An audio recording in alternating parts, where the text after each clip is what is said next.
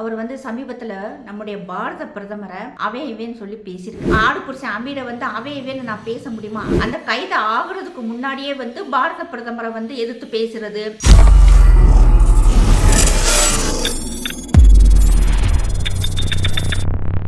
வந்தே மாதரம். மக்கள் அனைவருக்கும் வணக்கம். இந்த பதிவு ஆடு புருஷன் அமீருக்கான பதிவு. ஏன்னா அவர் சமீபத்தில் நம்முடைய பாரத பிரதமரை அவே இவேன்னு சொல்லி பேசியிருக்காரு. அதாவது நம்முடைய மாண்புமிகு முதலமைச்சர் அவர்கள் தமிழ் தாய் வாழ்த்து பாடணும்னு சொல்லிட்டு பிரதமர்கிட்ட போய் பெர்மிஷன் கேட்டார் அப்படின்னு சொன்னதுக்காக கேட்டிருக்காரு.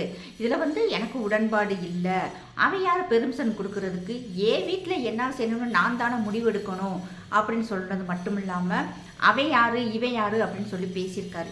இப்போ எனக்கு கூட தான் இந்துடா படத்திற்கு உதவ QR கோடை பயன்படுத்திடுங்க. 2 ஜிபே நம்பர் இருக்குது, ஃபோன்பே நம்பரும் அதுதான். தாராளமாக அது மூலமாக நீங்கள் அனுப்பலாம். ஏதாவது உங்களுக்கு சிரமம் இருந்தால் அதுக்கு நீங்கள் கால் பண்ணி கேட்டுக்கலாம். இதுவரைக்கும் நீங்கள் இந்துடா படத்தை பார்க்கலன்னா அந்த லிங்கை கிளிக் பண்ணி தாராளமாக நீங்கள் பார்க்கணும், மற்றவங்களுக்கும் பகிரணும்னு நான் கேட்டுக்கிறேன். நன்றி, வணக்கம். இத்தனை பத்திரிக்கைக்காரங்க மைக்கை தூக்கிட்டு இவன் முன்னாடி போய் நின்று கேட்கறது எனக்கு கூட தான் பிடிக்கல.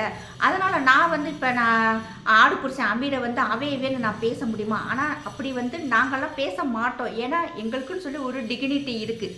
அதை அந்த மரபை நாங்கள் ஃபாலோ பண்ணுவோம்.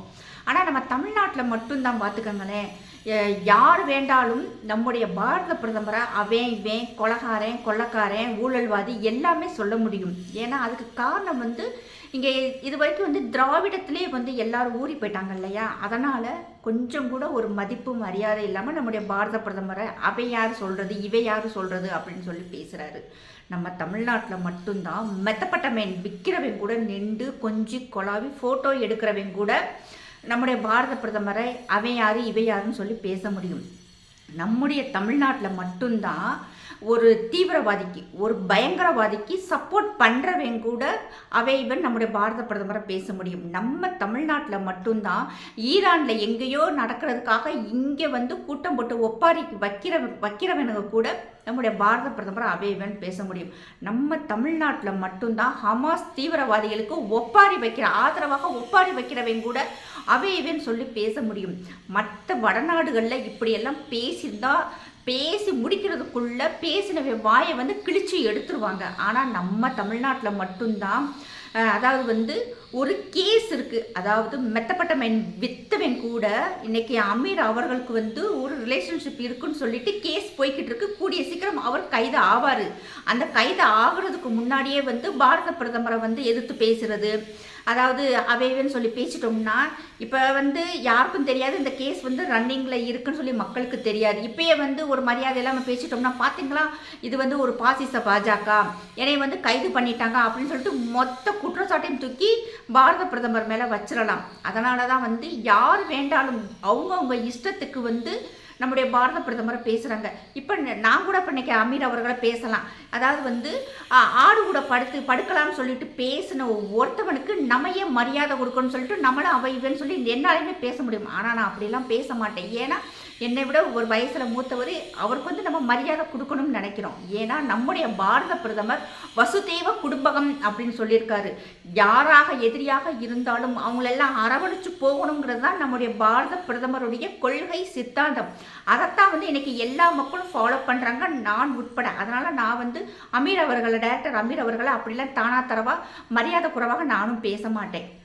ஆனால் பார்த்தோம்னா நம்ம தமிழ்நாட்டில் மட்டும்தான் யார்கிட்ட வேண்டாலும் கொண்டு போய் மைக்கை கொண்டு போய் நீட்டிடுறது. அவங்க என்ன போஸ்டில் இருக்காங்க, என்ன கேட்டகரியில் இருக்கிறாங்க, யார் கூட பழக்க வழக்கத்தில் இருக்கிறாங்க, அவங்களுடைய பின்னணி என்னான்னு சொல்லி கூட தெரியாமல் அவங்கள ஒரு பெரிய ஆள் ஆக்குறது நம்ம தமிழ்நாட்டில் இந்த கேடுகட்ட ஊடகங்கள் மட்டும்தான்.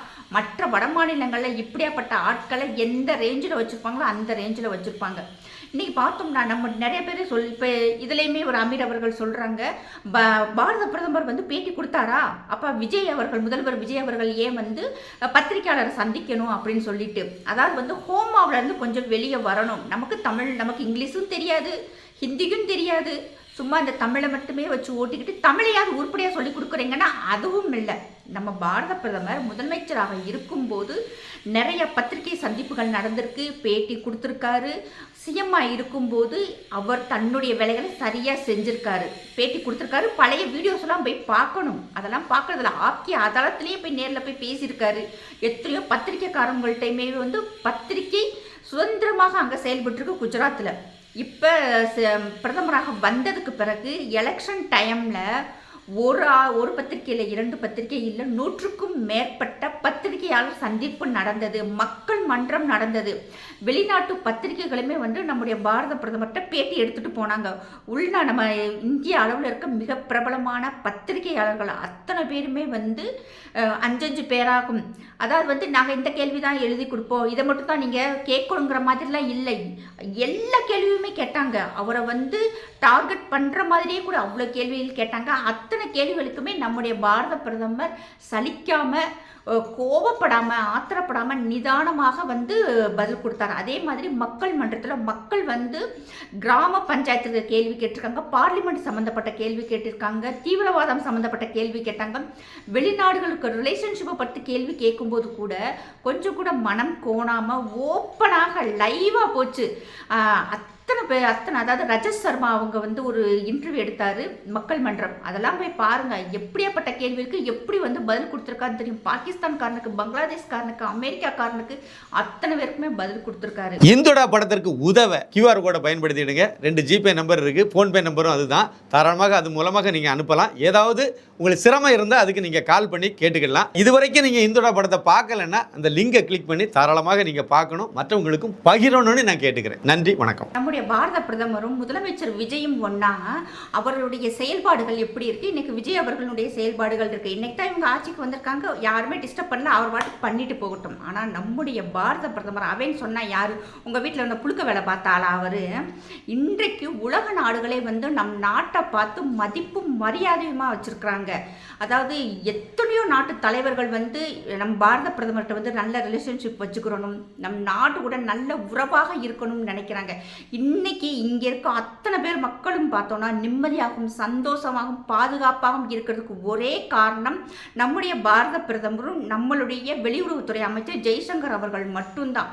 இல்லாட்டினா நம்மளும் பாகிஸ்தான்காரன் மாவுக்காகவும் இன்னைக்கு பாலுக்காகவும் தட்டை தூக்கிட்டு ரோட்டில் நிற்கிற மாதிரி நம்மளும் இன்னைக்கு காங்கிரஸ் ஆட்சி இருந்திருந்தா இன்னைக்கு எல்லாருமே வந்து சோத்துக்காக தட்டை தூக்கிட்டு பிச்சை எடுத்துக்கிட்டு நிற்கணும். உலக நாடுகள் காரை துப்பி இருக்கும். ஆனால் இன்னைக்கு நம்ம நிம்மதியாக இருக்கும். பயங்கரவாத தாக்குதலாம் உடனே வந்து பதிலடி கொடுக்கணும். அதே மாதிரி இன்னைக்கு எந்த நாடுமே வந்து கை நீட்டு பேச முடியாத அளவுக்கு இருக்குது. அமெரிக்க அதிபர் கூட இப்போ வந்து அதாவது எவ்வளவு முரண்பாடுகள் இருந்தாலும் இந்தியாவுக்கு ஏதாவது ஒன்றுன்னா நாங்கள் வந்து நிற்போம் அப்படிங்கிறாரு. அதெல்லாம் வந்து இதுக்கு முன்னாடி இருந்த எந்த ஆட்சியாளருக்கும் கிடைக்காத ஒரு கௌரவம். 140 கோடி மக்களுக்கும் உண்டான பெருமை இது. இதை பற்றியெல்லாம் யாருமே நினைக்கிறது இல்லை. பிரதமர் வந்து பேட்டி கொடுக்குறாரா? அவர் என்ன பேட்டி கொடுக்கறதுக்கு அங்கே மேலே உட்காந்துருக்காரு. 140 கோடி மக்களுக்கும் என்ன நல்லது செய்யணும், ஒவ்வொரு நிமிஷமும் ஒவ்வொரு அதாவது எப்படி சொல்கிறதுனா ஒரு நிமிஷம் கூட அவர் வேஸ்ட் பண்ணாமல் மக்களுக்கு நம்மளால் முடிஞ்ச அளவுக்கு நம்ம எவ்வளோ நல்லது செய்யணும்னு நினச்சிக்கிட்டு இருக்காரு.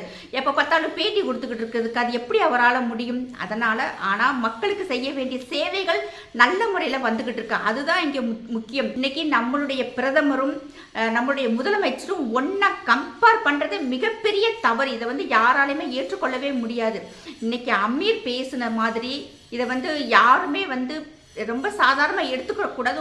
உடனே வந்து பதில் கொடுக்கணும்.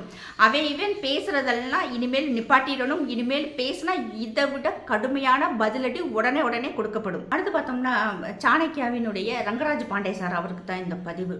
ஒரு கெஸ்ட்டை கூப்பிட்டு பேட்டி எடுக்கும்போது தயவு செய்து அவங்கள பேச விடுங்க. வானதி சீனிவாசன் அவங்கள்ட்ட நீங்கள் பேட்டி எடுக்கும்போது அப்படியே நல்ல பிள்ளையாக பேசாமல் உட்காந்துருந்தீங்க, அவங்கள ஃபுல்லாக பேச விட்டீங்க. பேச விட்டுட்டு பிறகுதான் 2வது நீங்கள் கேள்வியே கேட்டீங்க. அது அவங்களுக்கு வலிச்சிடவே கூடாதுங்கிற மாதிரிலாம் கேள்விகள் கேட்டீங்க. அதை எல்லாமே ஏற்றுக்கிட்டோம். ஆனால் அமர் பிரசாத் ரெட்டி அவர்களை கூப்பிட்டு ஒரு இன்டர்வியூ எடுக்கும்போது அவரை பேச விடுங்க. பேச விட்டுட்டு 2வது நீங்கள் கேள்வி கேளுங்க. எல்லாருமே பார்த்தீங்கன்னா தேவேந்திரன் கூடயும் மாதேஷ் கூடயும் உங்களை வந்து கம்பேர் பண்ண ஆரம்பிச்சிட்டாங்க. இன்னும் சொல்லப்போனால் மாதேஷ் கூட பேசி முடிச்சதுக்கு பிறகுதான் பேசுவார். ஆனால் நீங்கள் என்ன சொல்கிறீங்கன்னு, என்ன கேள்வி கேட்டீங்கன்னு யாருக்கும் தெரியல. அதுக்கு அமர் பிரசாத் ரெட்டி என்ன பதில் சொன்னாங்கன்னே தெரியல. அப்படியே ஒரு மாதிரி கன்ஃபியூஸ்டாக இருக்குது. தயவு செய்து நீங்கள் டைம் கிடைக்கும்போது நீங்கள் எடுத்த இன்டர்வியூ நீங்களே போட்டு பாருங்கள், உங்களுக்கு புரியுதான்னு சொல்லி பார்க்கணும். ஏன்னா எனக்கெல்லாம் ரொம்ப கேள்விகள் என்ன கேட்டாங்கன்னு எனக்கெல்லாம் புரியல. நானும் 4-5 தடவை பார்த்துட்டு எரிச்ச ஒரு இரிட்டேட்டிங்காக இருக்குது. ஏன் இந்த மாதிரி செய்கிறீங்கன்னு தெரியல. தேசியவாத சிந்தனைகள் கொண்ட பத்திரிகைகள், ஊடகங்கள், பத்திரிகையாளர்கள் ரொம்ப கம்மி. உங்களை மாதிரி நீங்களே வந்து இப்படி செய்யும்போது மனுஷர் எல்லாருக்குமே வந்து ஒரு கோபம் வருது. உங்களை எல்லாம் வந்து இப்போ திட்ட ஆரம்பிச்சிட்டாங்க. தயவுசெய்து அந்த லெவலுக்கு போகாதீங்க.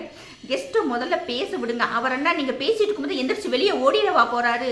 உங்கள்கிட்ட பேட்டி கொடுக்கணும்னு சொல்லி தான் வந்திருக்காரு. கண்டிப்பாக அமர் பிரசாத் ரெட்டி எல்லா கேள்விகளுக்கும் நல்லா பதில் கொடுக்குறவர் தான்.